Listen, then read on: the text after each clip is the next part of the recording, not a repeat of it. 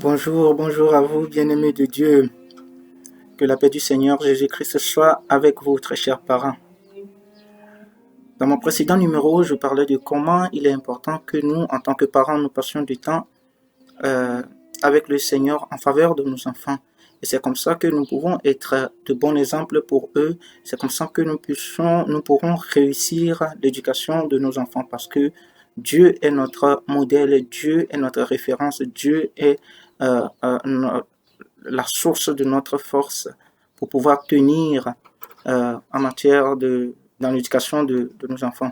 Aujourd'hui, je voudrais encore aborder un autre aspect de la chose.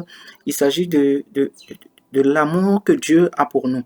Et également, en tant que parents, nous sommes quand même amenés à démontrer cet amour-là pour nos enfants, à ne pas faire quand même de différence entre nos enfants. C'est très, très important. Et quand nous prenons 1 Corinthiens chapitre 13, là, il est question de l'amour. Et 1 Corinthiens chapitre 13, à partir du verset 4, il dit « L'amour est patient, il est plein de bonté. L'amour n'est point envieux. L'amour ne se vante point, il ne s'enfle point d'orgueil. Il ne fait rien de malhonnête, il ne cherche point son intérêt, il ne s'irrite point, il ne soupçonne point le mal. Il ne se réjouit point de l'injustice, mais il se réjouit de la vérité. Il excuse tout, il croit tout, il espère tout, il supporte tout. L'amour ne périt jamais. Les prophéties prendront fin, les langues cesseront, la connaissance disparaîtra. » Donc voilà, et jusqu'au verset 8. Ici, Dieu est amour, nous le savons. Donc, tous ces attributs de l'amour qui ont été cités sont les attributs de Dieu, en fait. Sont les qualités de Dieu, en fait. Et même si l'être humain que nous sommes ne sommes pas parfaits, nous pouvons quand même ressembler à Dieu. Et ceci, en matière d'amour, nous sommes appelés à montrer cet amour-là à nos enfants, sans chercher à conditionner nos amours et notre amour pour nos enfants. Et j'aimerais quand même encore aborder un aspect de la chose.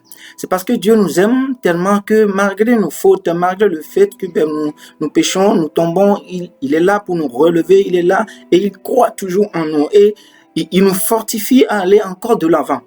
Donc, cet exemple-là, nous devons également l'exercer, si je peux le dire ainsi, l'exercer en matière de l'éducation de nos enfants. C'est très important et que nous encourageons, oui, je sais que vous le faites, et nous encourageons nos enfants à ne pas mettre de différence entre nos enfants.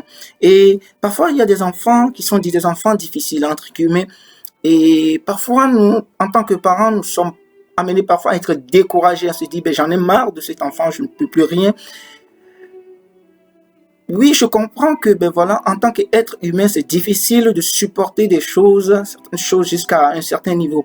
Mais il est important de toujours se référer à Dieu. Nous parlons toujours de référence, nous parlons toujours de ce bon exemple-là que Dieu, cette référence-là que Dieu constitue pour nous en tant que parents.